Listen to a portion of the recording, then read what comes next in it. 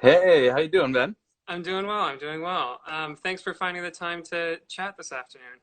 Thank you so much for having me, and thanks for the Yeah. introduction. I was just watching you right now. Oh, yeah. Perfect. This Perfect. is So my yeah, I first mean, Instagram live, so tell me if I'm messing up. you're doing great so far. Good. Honestly, it's gradually become the new norm over these last few weeks to host these things, and as we're getting them, people are learning to request to join the live, and it's a whole process. But you did it perfectly. So, I, smooth sailing so far. But where in the world are you? I'm in Connecticut at the moment. Okay, yeah, yeah. And you're staying safe, you're hunkering down. I am, yeah, I'm with Yeah, my family. I got lucky. I got locked down with people that I love, so I good. can't complain. Okay. Like I have a rocking chair and I have books, so I'm in paradise. Yeah, that's perfect. I love the bookshelf flush with the wall like that. That's perfect. So relaxing to say the least. You always have to have a bookshelf. It makes you seem so much smarter. Yeah, exactly. And now's the time to hunker down and read it, I guess. Um, but again, we're very lucky to have you. Season 4 of The Last Kingdom is coming to Netflix this Sunday. Um, how about you just tell us about it? I gave the quick intro, but what are you most excited for audiences to get their eyes on this season? Um, we have a few very, very exciting new characters. I watched the whole show last week, and there's always so many parts of the stories that you don't actually get to see when you're in it because you're busy shooting your own scenes and catching up on sleep. And so when you see the whole thing coming together, it's really cool, and I think it's going to be a cool surprise for everyone. It looks epic. It looks so much bigger than last season, which looked bigger than the one before. And Yeah. honestly, I don't know how we keep pulling it off because you know we're we're shooting with the same means, but somehow the teams are just getting better and better and better and digging deeper and deeper. And I'm so grateful to everyone involved. Yeah, yeah. I mean, it really is kind of a larger than life series, following this man's journey from. I mean, the first season he started as a kid, and then you're charting him through the years into adulthood. Yeah, And I saw you guys at the beginning when you had that the post up. You had an old picture of Uhtred up. oh, Mm. we did, yeah, yeah. But then switched it up for And the new um, season. and yeah, it was so. I mean, it's been what 6 years now since we started shooting, almost 6 years, and I know I've changed so much. So Yeah. yeah, it's crazy to see. Well, what's it like to live with the character this long? It's kind of a first time experience for you to have this long running series, 6 years. You're the lead. What's been most impactful about it? He's such a fun character to play, and I find myself finding new challenges every season, and the writing has been consistently exciting. We have new writers on this season, and they have done such an amazing job at picking up where Stephen Butchard, who wrote the previous series, left off. And in terms of challenges, I think the biggest challenge is to keep it interesting, keep it alive. It's Mm, you are playing the same character, and as I said before, once you've seen your lover's head cut off and thrown at you, where do you go from there? right. That's such an insane thing to wrap your head around, and yet more and more horrible things happen to Uhtred, along with wonderful things, of course. But this season, Uhtred's kids come into play. Mm-hmm. I'm excited about everybody discovering Stiora and Uhtred, son of Uhtred, the next generation. Excellent. All right. Played by Finn and Ruby, who are both wonderful actors, and yeah, I think it's gonna be very cool for everyone to see the kids grown up. Certainly, certainly. Now, we here at Backstage, in addition to the natural fans of the series, our audience today are very much those early career working actors and creators. And I'd love to hear a bit about your process, not to get too actory about it, but how do you really, he's such a physically demanding role, while also, as you say, he's experiencing various traumas. It's a very emotional role as well. So what does the day look like when you get the script? How do you kind of find your way into this character both emotionally and physically? Are you asking just on a regular day how I get into it in the morning, or are you asking about how I prep for the character when I first start working on him?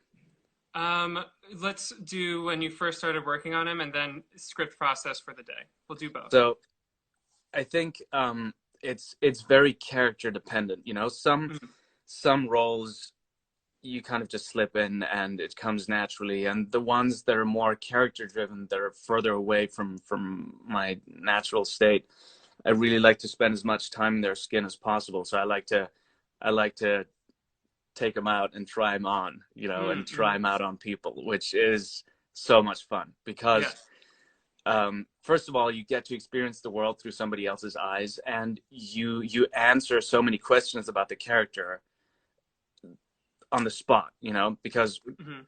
when you meet people in the outside world and you start conversations with them, questions are going to come up that you might not have the answers to, and you kind of have to make them up on the spot, and what comes out is sort of what feels organic, you know.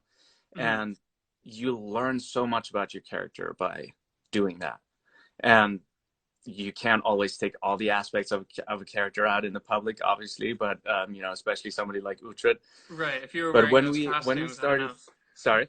If you were wearing those costumes, just walking around Connecticut, Yeah. I don't know if that would fly. Yeah.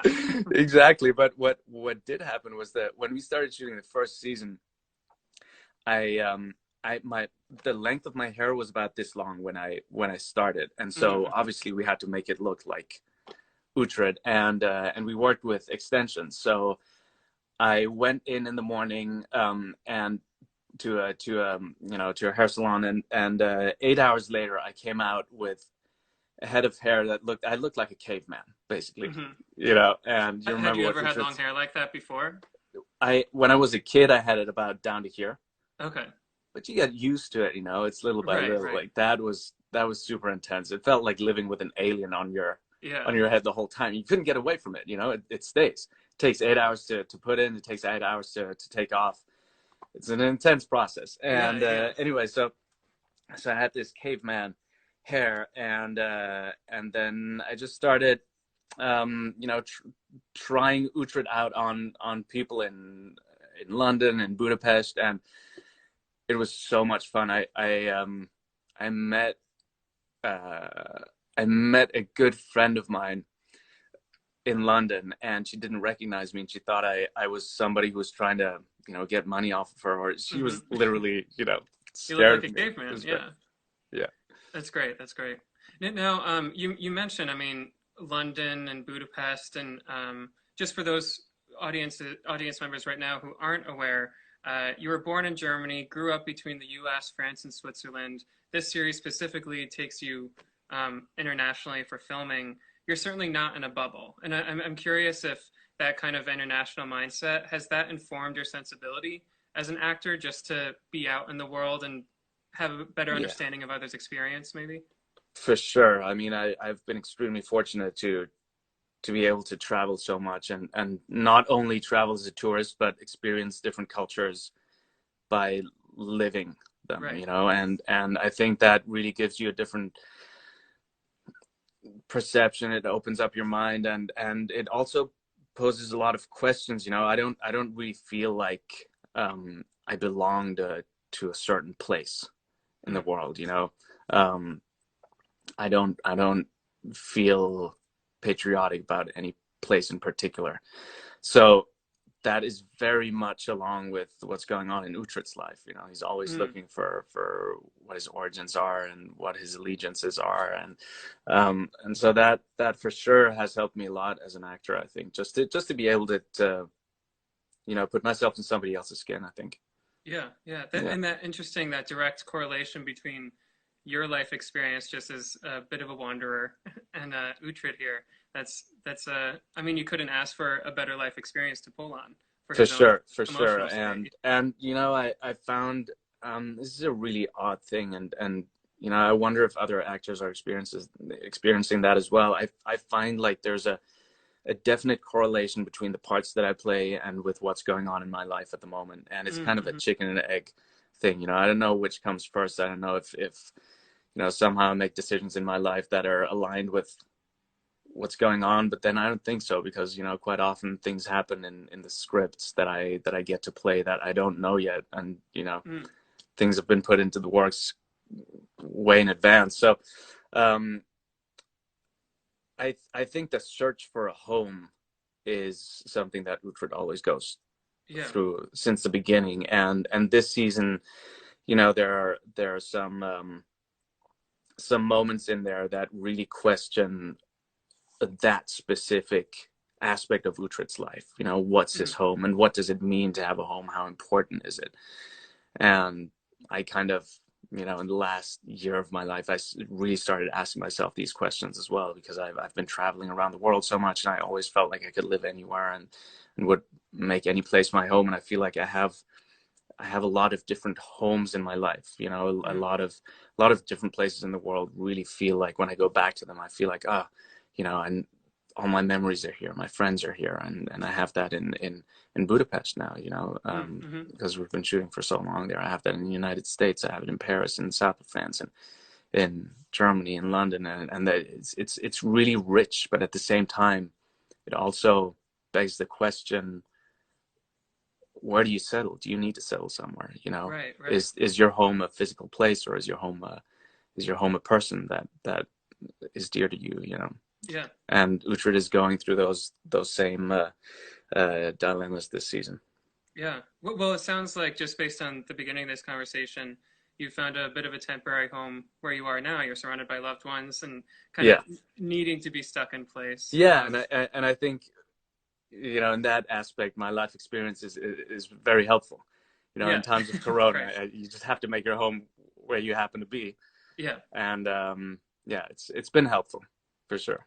Well, in terms of being just a creative person and an artist, are you finding ways to still be creatively engaged and fill your well, if you will, while you're stuck at home? Yeah, I've pretty early on when this all happened, I decided to structure my day and give myself a, you know, some sort of program, um, Mm, just not to just I always feel like I'm not staying stagnant, you know, and I mm, think this is a wonderful time, first of all, to reconnect with a lot of people in your life that quite often you just don't have time to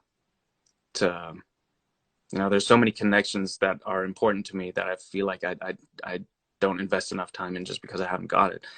And and so I've been talking to a lot of family and friends, and I've been doing a lot of classes on directing, because I'm very interested in directing. I've got some oh, projects that excellent. I'm now preparing. I'm doing some script writing, so I'm keeping very busy. I started learning Yeah. Spanish again, which I started years ago, and I keep starting and stopping again, All and right. so yeah, So it's the downtime, but still staying busy, staying engaged. for sure, That's what you got to do. That's what you got to do. yeah. Speaking of the relationships in your life, we have a audience question here from Instagram user Jazzy Grilled Cheese. Their Repeat that name? Jazzy Grilled Cheese. Jazzy grilled cheese. Yeah, I love making me hungry, making me hungry. it. Um, Question here: how close are you with the rest of the cast, and how does that affect your screen time together? It is so crucial to what's going on screen. Yeah. We are so close, all of us. You know, usually in productions you always have a couple of guys that just don't fit, and that you'd rather not be you know, spending your time with. And here it's like coming out to play with your best friends every day. It's Mm, truly amazing. And and yeah, of course that affects the time on screen. You know, you live through so many experiences together, and I think it makes your work as an actor a lot easier, because you I should speak for myself. I trust the people that I work with on TLK so much mm, that mhm. whatever I throw at them, I know that they're gonna have my back, and vice versa. You know, the my close crew, Arnis and Mark and you, and we've been working together for years now, and Mhm. there are so many shorthands that we have now when we create a scene with the director and you know, all the other teams involved, that when somebody throws out an idea, nobody's scared that there's going to be judgment, or, you know, if it's a good idea, it doesn't matter where it comes from. We take it. If it's a bad idea, we say, Mm, okay, it's not going to work, but nobody gets offended, you know? So that is a huge asset to have. And on the other hand, in and if you saw the last season, season 3, Mm-hmm. towards the end, I think it was episode 9. There were some scenes between David Dawson, who plays King Alfred, and myself, and Mm-hmm. those scenes were truly emotional and moving to me. And that is something that, normally to prep scenes like that, you have to kind of dig deep and make them work for you, and connect to them in an organic way. Mm-hmm. Yeah. Oh yeah. Yeah. Um, Can you hear me? and in that case, I didn't have to do any of that, because David Dawson and I had so many experiences together working on this show for so many years, that everything was just there bubbling under the surface. It was all Yeah. real. So it makes your work so much easier. Yeah, certainly, certainly. Well, I love hearing that because we're fans of the show here at Backstage, and obviously the audience here today are fans. So That's good it's to good hear. to Thanks. know that it's at this point second nature. You guys are collaborating together, creating together, and that's all you can really ask for as an actor, right?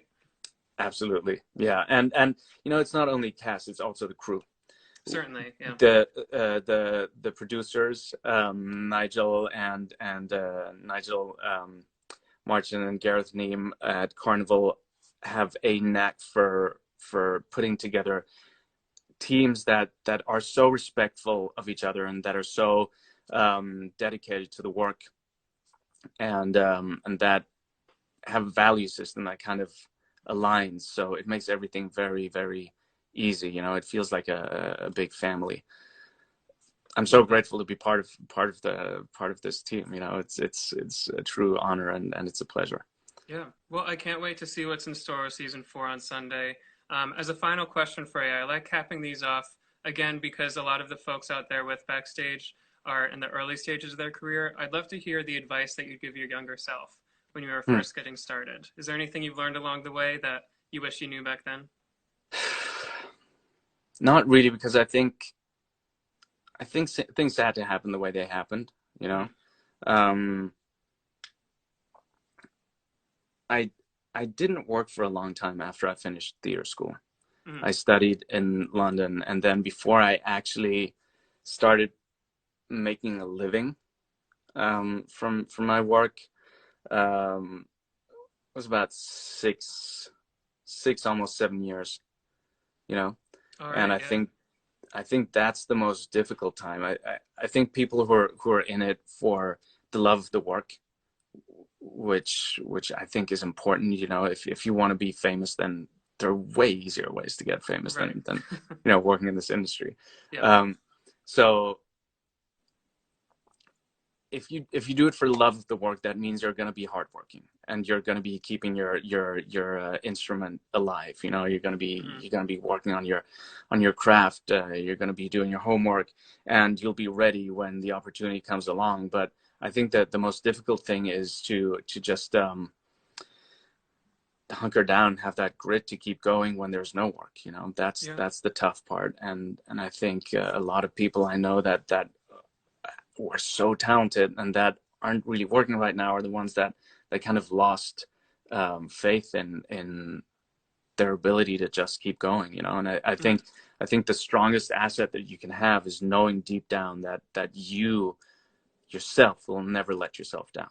Yeah. That Yeah. you will always keep going no matter what. And unless you're shit at what you do, then one day it's gonna be okay. One day you'll get there, but just keep doing the work for the love of the work, and whether you get paid for it or not get paid for it, do the same work, and one day I think you'll get recognized for Yeah. what you do. Yeah, yeah. Well, I'm glad to hear that you're out of that dry spell, to say the least. You've been you've been Well, finding your who knows? footing after Yeah, that. that's the Yeah, thing though. You always got to be ready for it to come back. You yeah, never yeah, know yeah. what happens. It's one of But those it is all careers about that, the work. Yeah, yeah, yeah. awesome. Well, I'm glad to see that you're staying safe out there, staying healthy. Thanks for finding a slice of your time this afternoon to chat with me, I and really congrats on appreciate the it, new Ben. season. Thank you so much. Yeah, yeah. We'll be in touch. And Okay, thank you take care. everyone for tuning in. Bye bye.